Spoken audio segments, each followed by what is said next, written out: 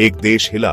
2008 का गुजरात भूकंप। 26 जनवरी 2008 को सुबह 8:45 बजे धरती बहुत जोर से हिली।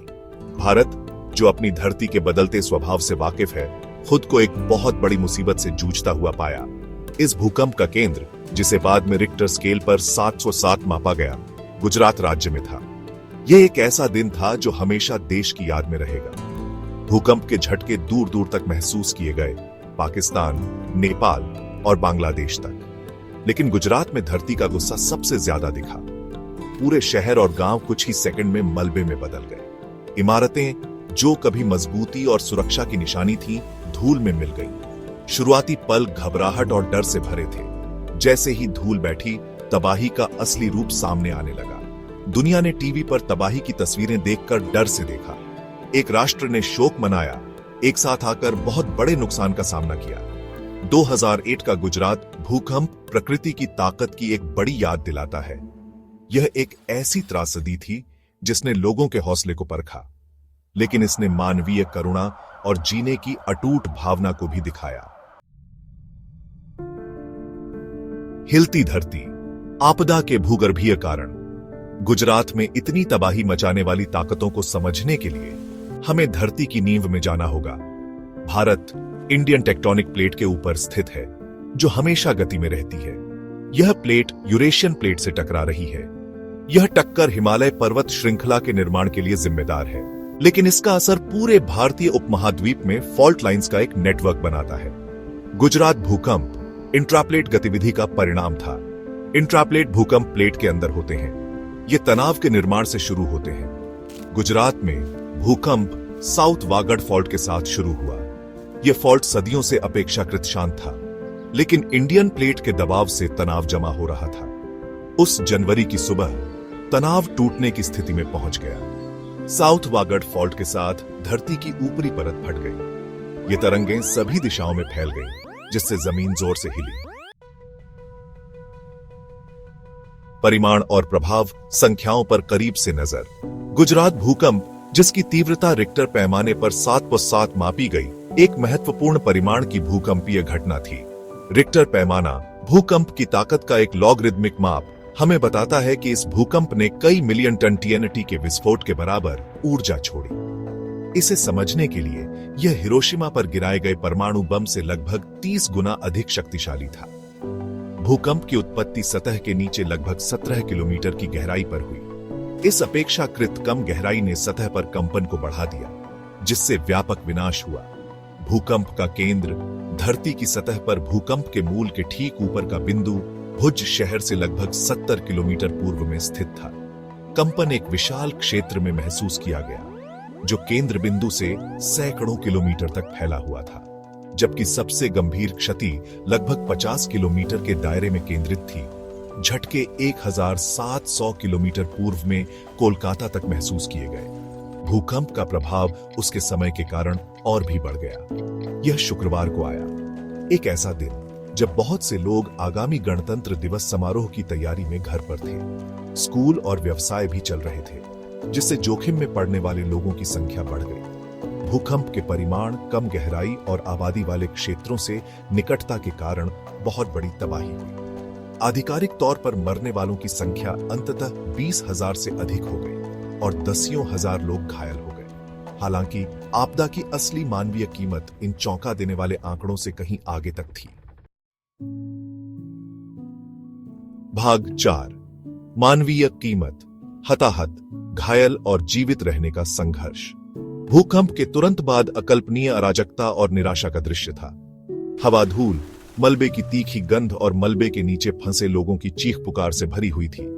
ढही हुई इमारतों के भार तले दबकर हजारों लोग मर गए या मर रहे थे। घायल, जिनमें से कई भयानक घावों के साथ थे, खंडहरों के बीच अपनों की तलाश में भटक रहे थे। आधिकारिक अनुमान मरने वालों की संख्या 20,000 से अधिक बताते हैं, लेकिन असली संख्या कभी पता नहीं चल पाएगी।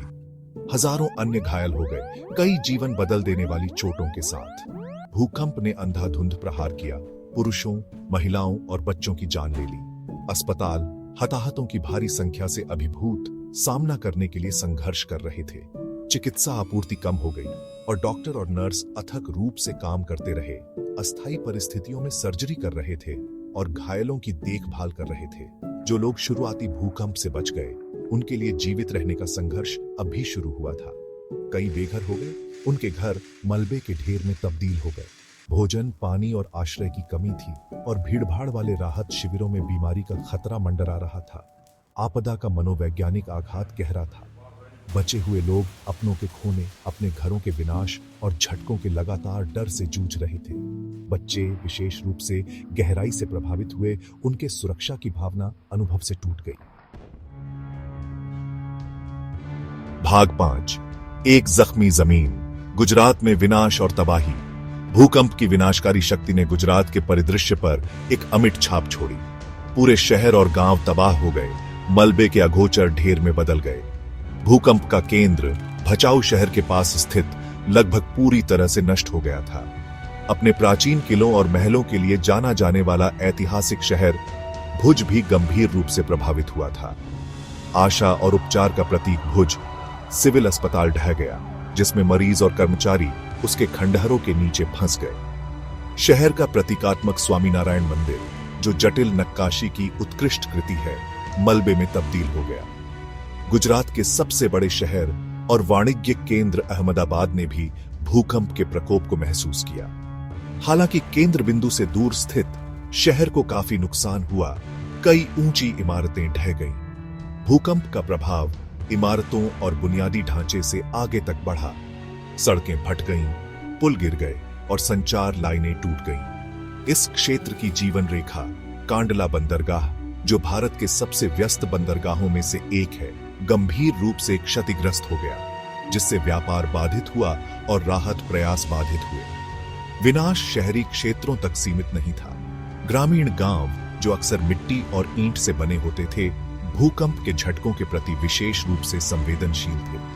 कई गांव पूरी तरह से तबाह हो गए। घर, स्कूल और सामुदायिक केंद्र मलबे में तब्दील हो गए। पशुधन का नुकसान कई ग्रामीण समुदायों के लिए आजीविका का एक महत्वपूर्ण स्रोत आर्थिक तबाही में जुड़ गया। भाग 6, पहले उत्तरदाता, बचाव प्रयास और सामने आई चुनौतियां। भूकंप के तुरंत बाद देश में तात्कालिकता और दृढ़ संकल्प की भावना व्याप्त हो गई। बचावकर्मी झटकों और खतरनाक परिस्थितियों का सामना करते हुए मलबे से बचे लोगों को निकालने के लिए समय के खिलाफ दौड़ पड़े। आपदा राहत में अपनी विशेषज्ञता के लिए जानी जाने वाली भारतीय सेना को भारी उपकरण और कुशल कर्मियों के साथ तेजी से तैनात किया गया था। ऐसी आपदाओं से निपटने के लिए प्रशिक्षित एक विशेष बल, राष्ट्रीय आपदा प्रतिक्रिया बल, को भी जुटाया गया।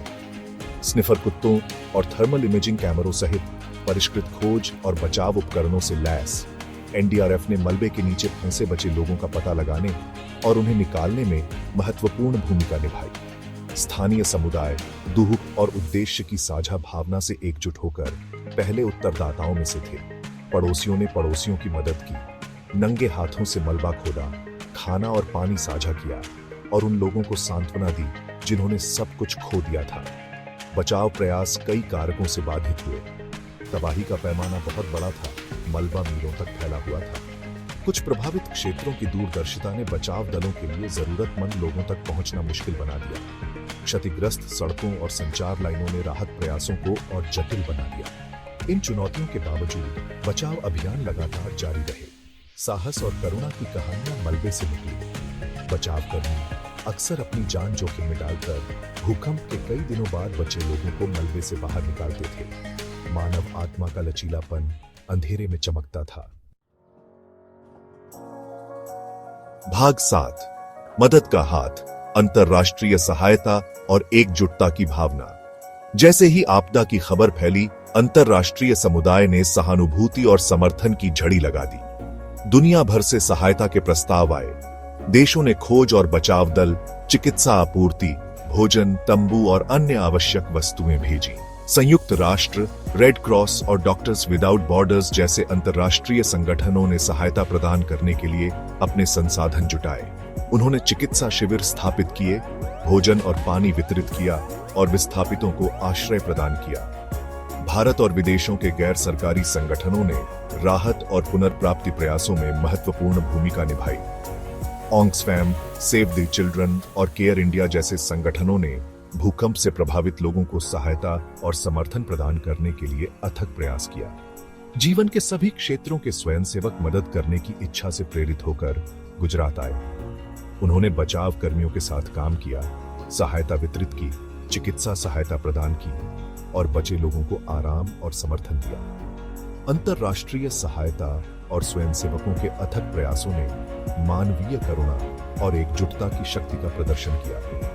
यह हमारी दुनिया की परस्पर जुड़ाव और संकट के समय एक दूसरे के प्रति हमारी साझा जिम्मेदारी का प्रमाण था।